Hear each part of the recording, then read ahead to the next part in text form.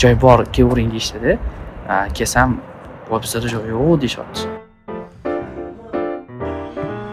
O'zimdan o'tgan baloga qayga boray da'voga bo'lib turibdi-da.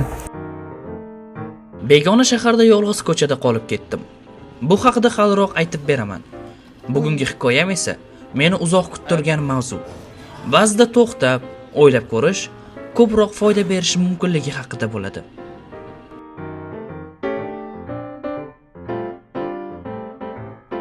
Deyarli har kuni 12 da uyg'onaman. Bu gal bo'lsa, anchadan beri rejalashtirib yurgan ishimni qilgim kelib qoldi. Shunchaki sumkamni olib, uzoqqa ketgim keldi. Poyezdga esa atigi 1 soat qolganda bilet oldim.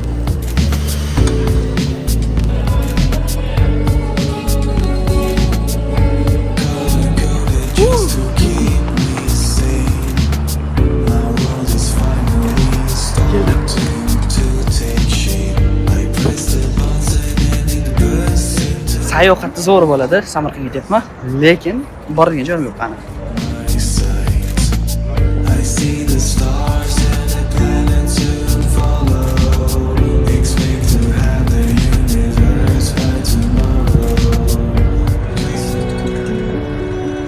Ochiq aytaman, ba'zida o'zimni abadiy emasligimni unutib qo'yaman. Ishga mukamdan ketib yopishib olaman. Shaxsiy hayotimni-ku izdan chiqarib ham bo'lganman. Men har soniyada o'lib qolishim mumkinligini, hozirdan zavq ola olmayotganimni, faqat kelajakdagi o'zimni o'ylashimni tushunaman. Men hozir bir begona shaharga tunda yetib boraman va u yerda meni hech kim kutmayapti. Va aytarli u yerda meni keragim ham yo'q. Ishonganim, u yerda ham ko'chada qolib ketmasdan biror mehmonxonada qolishim mumkinligini hisobga olib xotirjamman.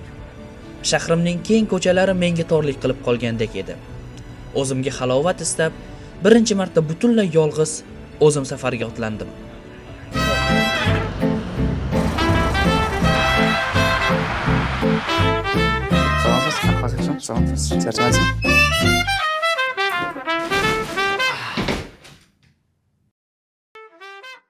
Kecha so'raganim, zavtrak bormi degandim, yo'q deyishgan.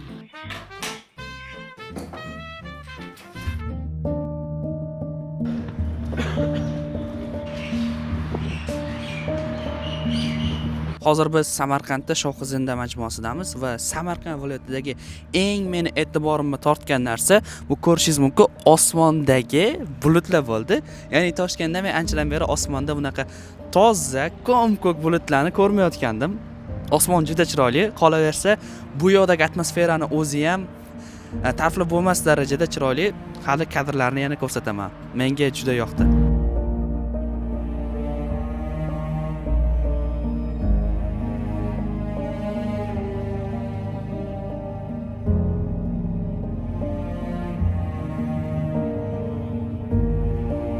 Xo'sh, men aylanib ketyapman. Juda noqulay bo'lyapti syomka qilish. Chunki qo'limda shtativ. Keyin bo'lsa kameram millimetri juda yaqin olyapti meni. Operatorlar, yordam beringlar menga.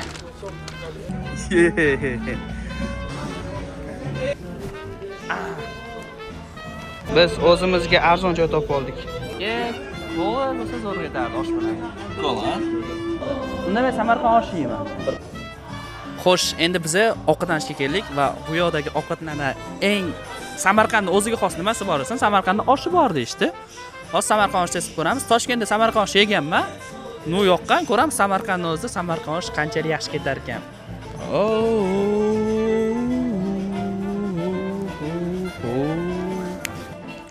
Va, bachalar mana. Bratim. Nimaga Samarqand oshi sizga unchalik yoqmagan? Tirik bo'ladi. Hozir Samarqandning o'zidagi balki yaxshi chiqar, Toshkentga kelgan. Samarqand o'zida yeganmisiz oldin? Yoqmagan-a? Yo'q. Bu safar hozir yeb ko'raylik-chi endi. Bu mana. Anaqami? Tarilkasi? Yog'ochni? Meni bitta savol qiynayapti. Orqamda turgan Bibixonim masjidi va u men ko'rgan binolar ichida Samarqanddagi eng bahaybat hisoblanadi.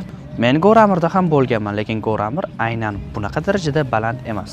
Endi savol tug'iladi. Amir Temur o'z ayoliga hatto o'zidan ham yuqoriroq darajadagi bino qurdirganmi yoki bunga boshqa tarixiy sabablar bormi? Buni agar kimdir biladigan bo'lsa, hozir ulardan so'rab ko'raman. Menimcha juda qiziq narsa bu. Bu binoni balandligini, uni tagida o'tirgan holatimni ham his qilsanglar bo'ladi. O'ylab ko'rishingiz uchun bu bino, aynan men hozir turgan bino 14-asr oxirlarida va 15-asr boshlarida qurib bitkazilgan. Ya'ni 1399 va 1404-yilda. Lekin qanaqa qurishgani menga juda qiziq bo'lyapti. Tasavvur qiling, shunaqa darajadagi katta binoni qanday qurish mumkin? Agar tarixiy manbalardan va tarixiy faktlardan oladigan bo'lsak, Amir Temur o'z kuchini ko'rsatish uchun faqatgina jang orqali emas, qilgan ishlari, qurdirgan imoratlari orqali ham ko'rsatgan. Ya'ni o'z qudratini deymiz, ko'rsatgan. Xuddi shuning uchun shunaqa katta binolar qurdirgan. Endi qarang, Go'ramir oldindan Amir Temur uchun qurilmaganda.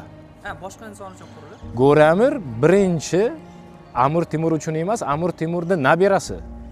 Birinchi o'g'li Sulton Muhammad uchun qurdirgan. Ya'ni u yerda oldindan Amir Temur ko'milishi nazarda tutilmagan.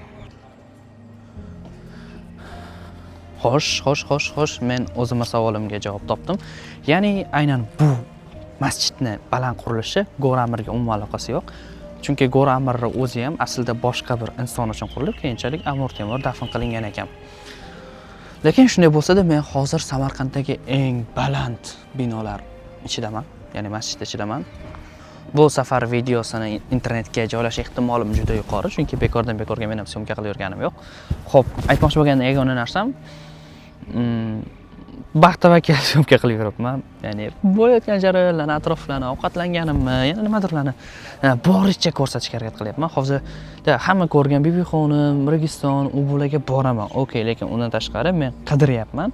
Bilmayman qayoqda, lekin jin ko'chalarni qidirmoqchiman. Ya'ni atmosfera, haqiqiy hayot, ya'ni eski ko'chalar bo'ladi-yu. Ana shunaqa ko'chalarni topsam, o'sha yerlarga bormoqchiman.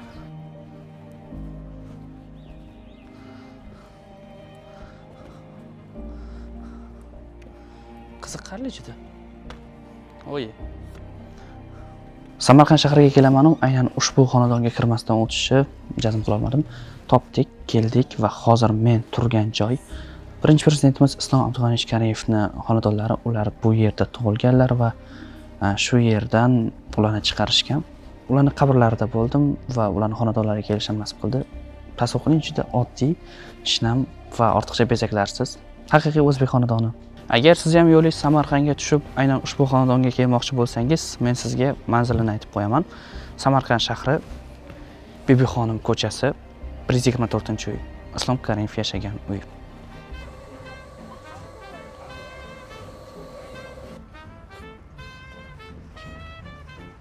Sayohatimiz aslida aynan mana shu ortimda turgan maydonga kelish uchun boshlangan edi va qarabsizki, men o'zimni manzilimga yetib keldim.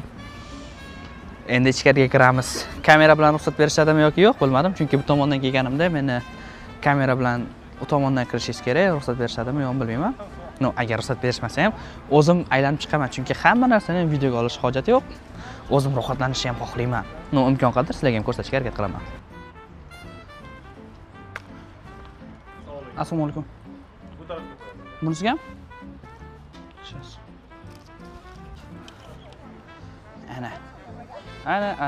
Ana biz Registondamiz.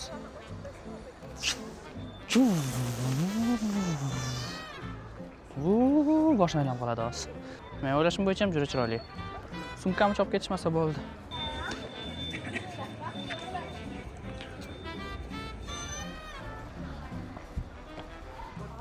Można sali w szkapku, Ewa dedrajdzie szpa.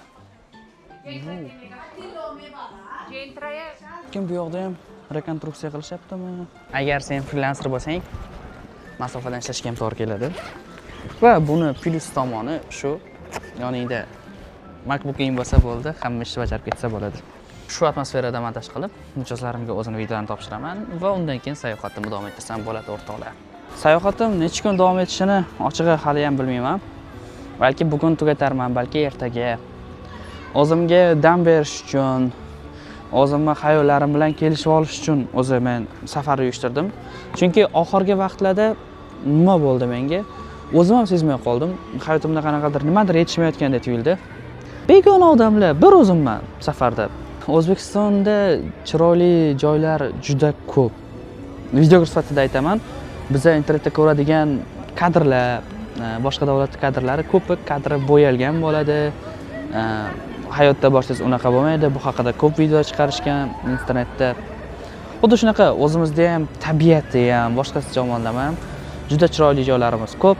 Xudo xolasa o'shalarni ko'p qismiga men bormoqchiman.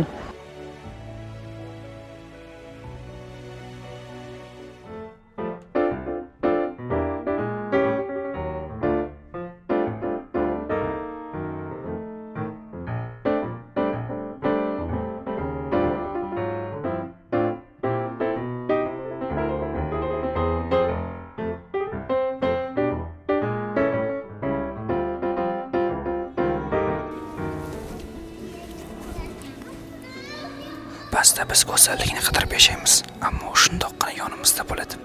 Shunchaki ba'zida e'tiborsizlik tufayli bunday go'zalliklardan bahramand bo'la olmay qolamiz. Tillakor madrasasidaman.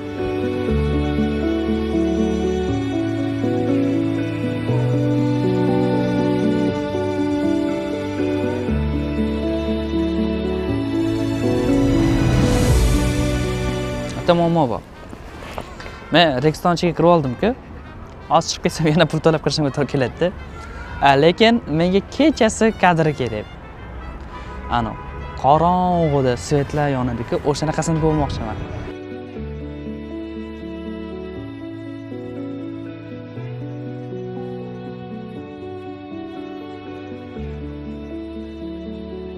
O'tgan yili bu shaharga men kelgandim.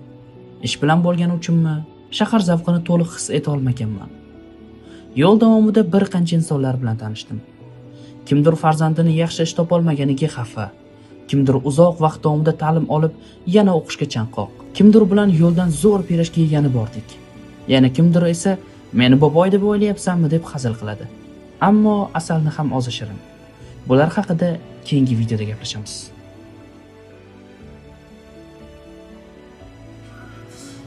Xo'p, o'rtoqlar, Samarqandga bo'lgan sayohatim va nihoyat o'z nihoyasiga yetdi. Ertadan boshlab yana ishga qaytaman, lekin unutilmas xotiralar bilan. Menimcha bu energiya kamida 1 oyga yetib qolsa kerak. Undan keyin bo'ladigan bo'lsa, yana qaysidir viloyatga albatta safar uyushtiraman. Samarqand sizlarni yaxshi ko'raman va qachondir bu shaharga yana qaytib kelaman, chunki men bilmagan va men ko'rmagan joylar hali bu yerda juda ko'p. Charchamanglar.